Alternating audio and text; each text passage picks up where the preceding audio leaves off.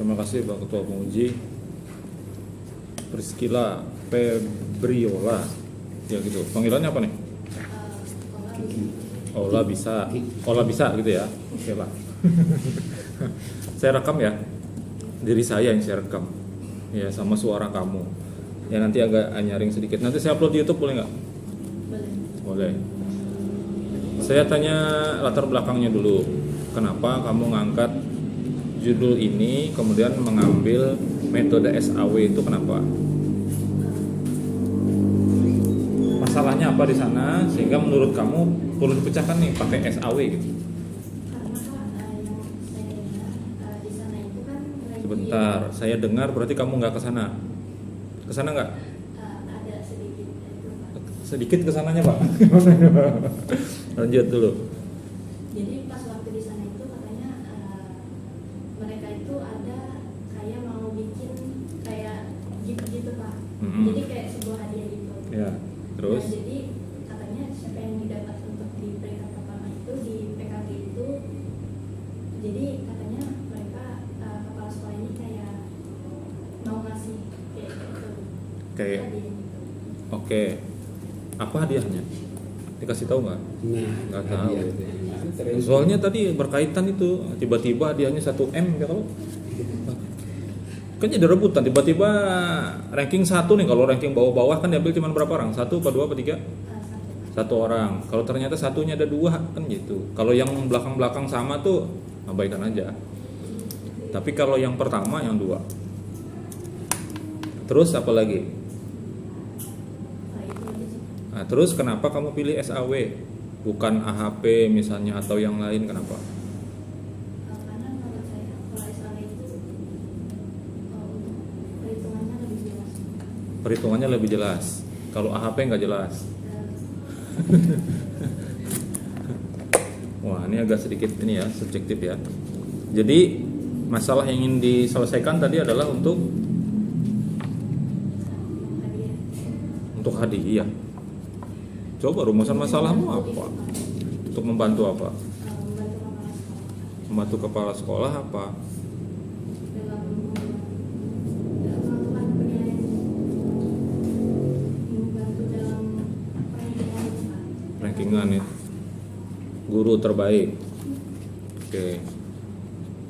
Tujuannya untuk penentuan kinerja guru, malah hilang di sini terbaiknya. Di tujuan kamu, ya.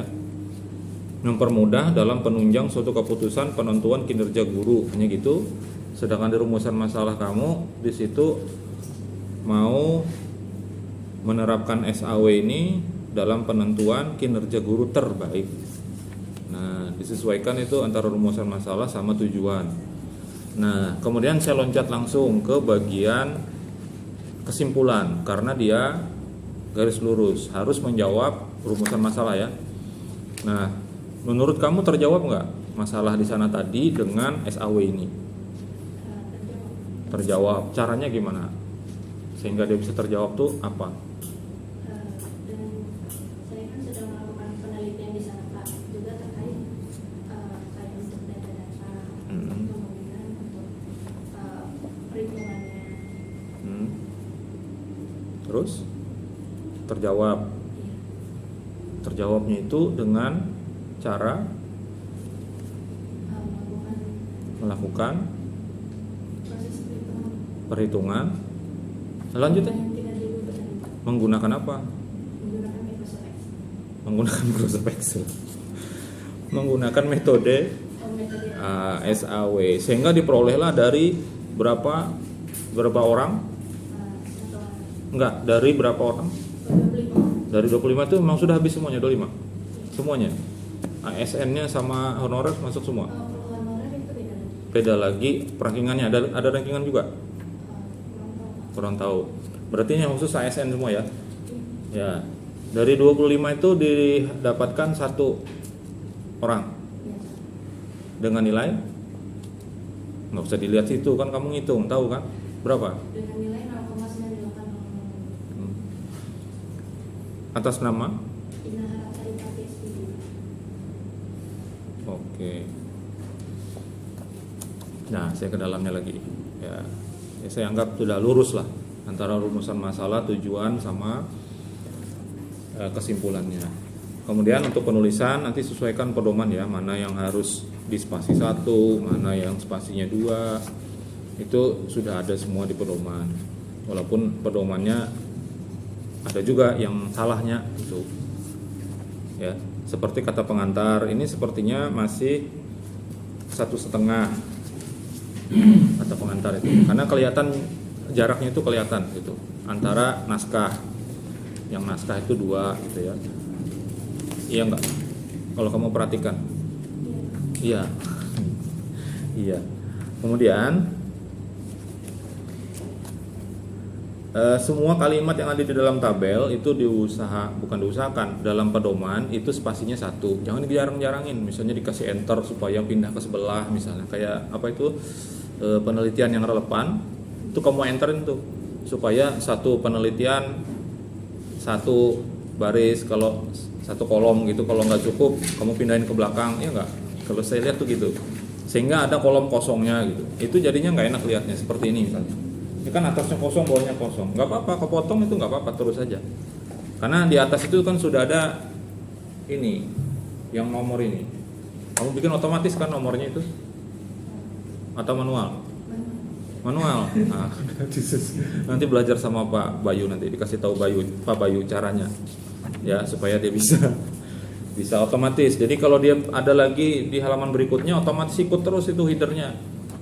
Ya. Nah, saya balik lagi ke belakang, nanti saya balik lagi ke depan ya.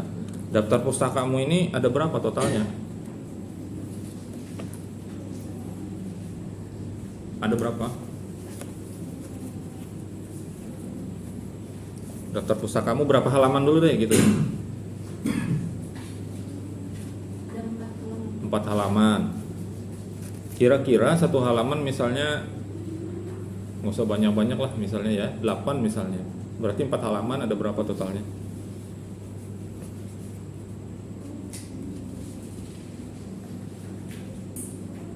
Iya, tuh.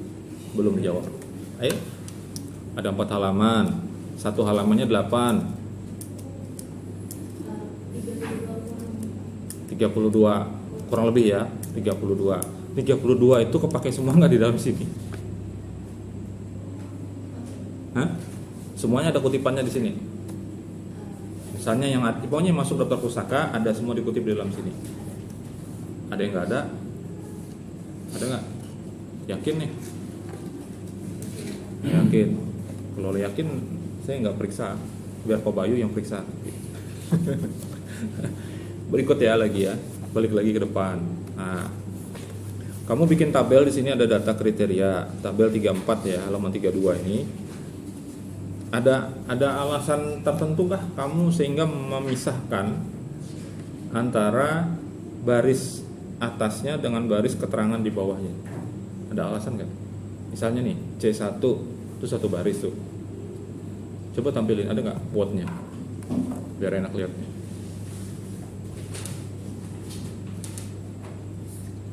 Halaman 32 nih.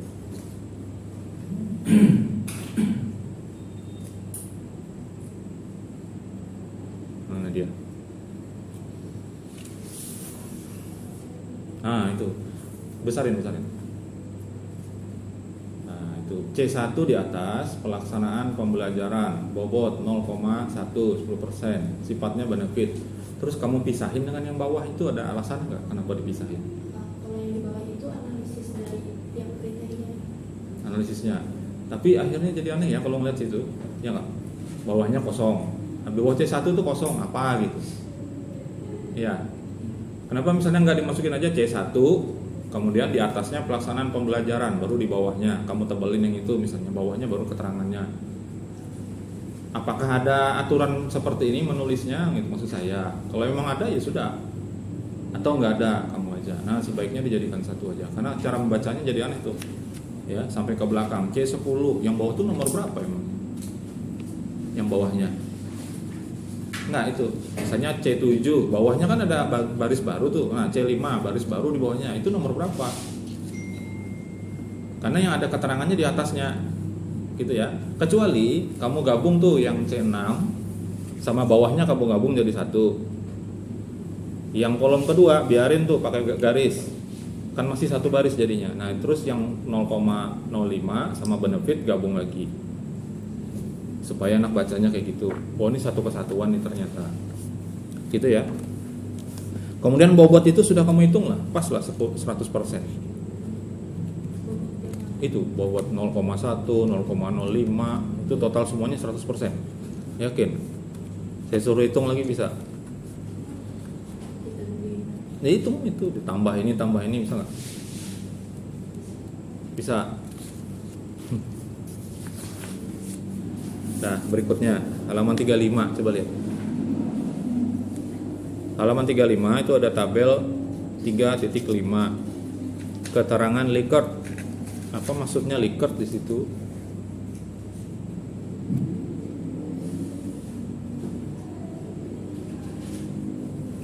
Kamu dapat dari mana referensinya? Itu untuk yang di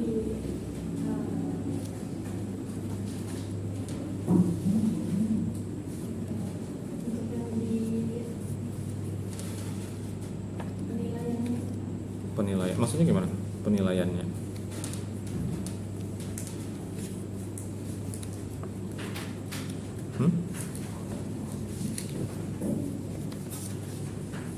Olah. Kok bisa masuk ada Likert di situ? Maksudnya Likert itu apa? Skala Likert itu kah? Yang kamu maksud di situ atau apa? Apa? Kalau bukan terus apa? Salah masukin. Terus? Maksudnya salah masukin tuh nggak dipakai kah? Apa gimana? Iya, Nggak dipakai. Yang bener ah. Terus untuk tabel 36-nya itu pakai angka bobot 1 sampai 5 juga. Itu pakai standar yang mana jadinya? untuk yang untuk hasil dari yang PKG itu. Oke. Dimasukkan ke matematis. Pakai skala yang ini. Skalanya ya. Terus yang itu tadi ada hubungannya nggak? Yang ini? Nggak ada. Kalau nggak ada dibuang. Ya. Ini sama kasusnya kayak yang tadi ya. Si siapa tadi? Lupa. Bimbingan tadi. Kok bisa ada gitu ya. Nah, kemudian gini lagi. Apakah perlu nih ini coba naikin lagi. Scroll. Enggak. Yes. Nah, kayak gitu coba perhatikan. Ini ada banyak yang berulang nih. Apakah ada perbedaan di antara itu semua dari C1 sampai C10? Cara penulisan nih. Ya. Sangat tidak baik 1, kurang baik 2 kan gitu ya. Bawahnya sangat baik 5. Nah itu apakah ada perbedaan antara semua kolom dari C1 sampai dengan C10 apa enggak? Enggak ada. Kalau enggak ada mestinya enggak usah lah dimasukin kayak gitu ya. Kan bisa aja kita kasih keterangan semua itu nanti dinilai pakai skala ini. Sebenarnya bisa diambil skala yang atas tadi sehingga enggak perlu dimasukin kayak gini. Karena sama semua kan? Ada yang beda enggak? Hah? Enggak ada. Oke, sekarang balik lagi nih ke tabel sebelumnya. Kalau kamu bilang nggak ada, saya pengen tahu aja. Di sini ada kriteria yang sifatnya benefit, ada yang sifatnya cost. Ada berapa yang benefit, ada berapa yang cost? Yang benefit ada 9, yang cost ada 1. Apa yang cost itu? Apa? Ya udahlah, lihat di situ aja. Interaksi sosial. Apa bedanya antara cost sama benefit? Benefit itu Keuntungan. cost itu biaya. Hah? Biaya.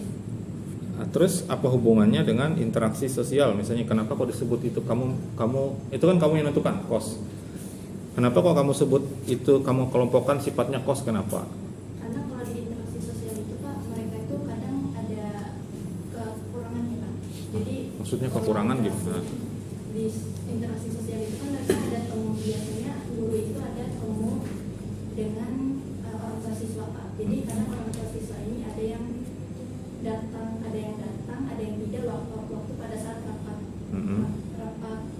kayak temu guru gitu. Gitu sih. Itu cost. Hubungannya sama biaya maksudnya itu apa? Kamu udah baca belum apa gitu? Terus kalau benefit apa misalnya? Boleh nggak kalau misalnya benefit semua, nggak ada cost-nya? Di SAW ini bisa. Menurut teorinya gitu. Atau kamu aja yang menebak-nebak bisa gitu? Hah? Harus yakin dengan jawabannya. Gimana? Bisa. Sehingga coba sekali lagi jelasin. Benefit tadi keuntungan, kalau cost biaya. Benerkah gitu teorinya? Di teori kamu ada nggak? Benefit itu apa gitu? Jelasin. Kriteria biaya kalau di sini. Nah, kalau masuk ke situ harusnya kan biaya yang dikeluarkan kah misalnya kayak gitu. Ini si guru ini nih ngeluarin biaya sangat kecil misalnya. Ngabisin kapur apa sekarang spidol ya? Spidol ya sekarang ya. Maksudnya satu semester spidol satu ada habis-habis misalnya. Masuk kos enggak itu? Misal ada satu gurunya boros banget, setiap kali masuk minta terus ke TU misalnya. Nggak tahu sisanya kemana gitu, apa dimainin anaknya apa gimana. Nah, jadi harus kamunya sendiri harus paham itu ya, sehingga kamu menetapkan itu tadi. Kemudian yang terakhir dari saya sebelum terakhirnya lagi, ini jadwal penelitiannya nanti disesuaikan ya. Jadi jangan bikin jadwal penelitian itu jadwal nyusun TA.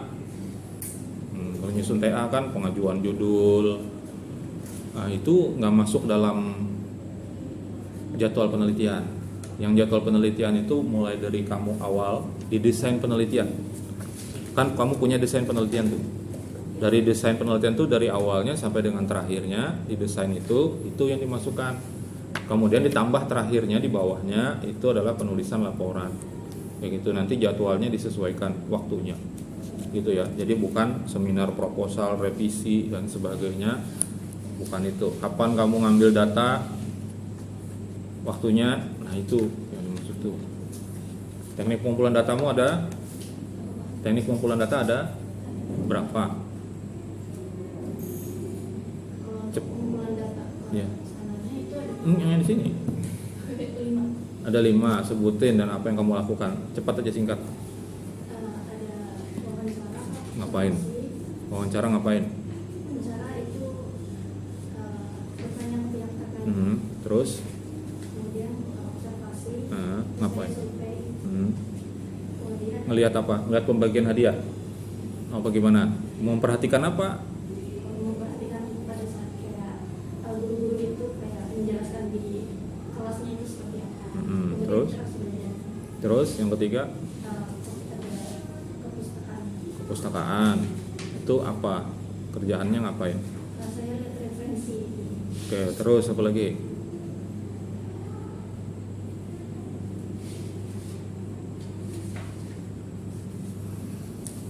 Ayo, ya lihat situ aja lah, nggak apa-apa.